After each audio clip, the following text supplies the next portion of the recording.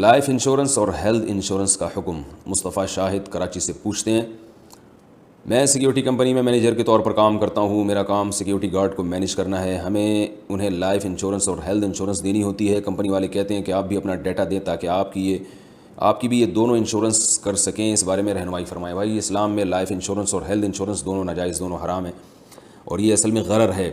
رسول اللہ صلی اللہ علیہ وسلم نے کوئی بھی ایسا معاملہ جس میں غرر ہو اس کی اجازت نہیں دی۔ بعض دفعہ اس میں قمار یعنی جوا بھی ہوتا ہے، بعض دفعہ اس میں سود بھی ہوتا ہے۔ یہ رقم داؤ پہ لگائی جاتی ہے کہ اگر فلاں کا انتقال ہو گیا تو آپ کو رقم مل جائے گی، نہیں ہوا تو رقم بعض دفعہ ڈوب جائے گی، اور بعض دفعہ رقم اصل مل جاتی ہے، وہ ڈوبنے کا چانس نہیں ہوتا، لیکن اضافی رقم مشروط ہوتی ہے کسی کی موت کے ساتھ یا کسی کے حادثے کے ساتھ۔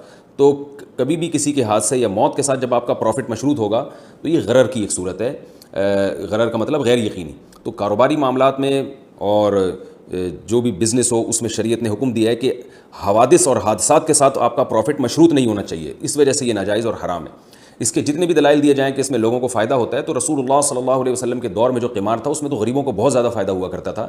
عرب یہ کرتے تھے کہ جوا جو جیتتا تھا اور اس کے نام جب رقم نکلتی تھی تو وہ ساری رقم غریبوں میں بانٹ دیا کرتا تھا، اور جوا کھیلا اس لیے جاتا تھا اس دور میں کہ غریب کو خرچ کرنے کے لیے پیسے کسی کے پاس نہیں ہیں، تو وہ جوئے میں پیسے جیت کے غریبوں کو کھلا کے فخر کرتا تھا کہ دیکھو میں نے غریبوں کو کھلایا ہے۔ تو اس کے تو بڑے فائدے تھے، لیکن اسلام نے اس کو حرام قرار دیا کہ غریب کو اگر آپ نے کھلانا ہے تو آپ تمیز سے بزنس کریں جیسے ساری دنیا کرتی ہے بزنس، اور اس طرح کے حوادث کے ساتھ اپنے پروفٹ کو مشروط نہ کریں کہ یہ چیز نکل آئی یا یہ تیر نکل آیا میرے نام سے تو یہ پیسے میں جیت گیا۔ یا انشورنس میں بھی یہی ہوتا ہے کہ حادثہ ہو گیا تو آپ کو پیسے ملیں گے، حادثہ نہیں ہوا تو پیسے نہیں ملیں گے۔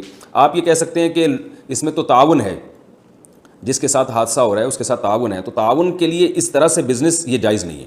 تعاون کا طریقہ یہ ہونا چاہیے کہ بہت سے لوگ ایک کمیونٹی بنائیں اور اس کمیونٹی میں پیسے جمع کروائیں، جس کو ضرورت پڑتی ہے اس کے ساتھ ان پیسوں سے تعاون کیا جائے، جیسے بہت ساری کمیونٹی نے بنائے ہوئے ہیں۔ یہ تو انشورنس تو ایک باقاعدہ بزنس ہے۔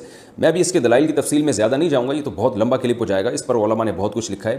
یہ صرف میرا بتانے کا مقصد یہ ہے کہ انشورنس اور کے جواز پہ جو دلائل دیے جاتے ہیں تو علماء ان دلائل سے غافل نہیں ہیں، علماء کو پتہ ہے وہ کیا دلائل دیے جاتے ہیں، لیکن وہ سب غلط دلائل ہیں۔ تو اسلام نے جو باہمی تعاون کا طریقہ بیان کیا ہے، یا آپ خود سے بھی کوئی طریقہ ایجاد کر سکتے ہیں، اس طریقے میں یہ ضروری ہے کہ وہ قمار سے، سود سے اور غرر سے پاک ہو۔ تو ان تین چیزوں سے پاک ہونا اس کا ضروری ہے، پھر آپ باہمی تعاون کی کوئی صورت نکالیں۔ تو اور یہ آپ دیکھ لیں انشورنس کے اخلاقی نقصانات بھی کیا ہیں، کہ یہ کمپنیوں کا ایک باقاعدہ بزنس ہے۔ اس کے اخلاقی نقصانات یہ ہیں کہ لائف انشورنس میں خاص طور پر کمپنیاں، یعنی اس میں تعاون کا تو کوئی صورت بنتی نہیں ہے۔ جس آدمی کی صحت اچھی ہوگی کمپنی اس کو عام طور پر لائف انشورنس دیتی ہے، بیمہ پالیسی اسی کو دی جاتی ہے، اور جو بیچارہ محتاج ہوتا ہے، یعنی اس بات کے لائق ہوتا ہے کہ اس کے ساتھ تعاون کیا جائے، وہ اس کے مرنے کا چانس ہے، ان کے ساتھ یہ بیمہ پالیسی والا معاملہ نہیں ہوتا۔ تو یہ میں تعاون بھی نہیں ہے، یہ سب جانتے ہیں کہ ایک بزنس ہے۔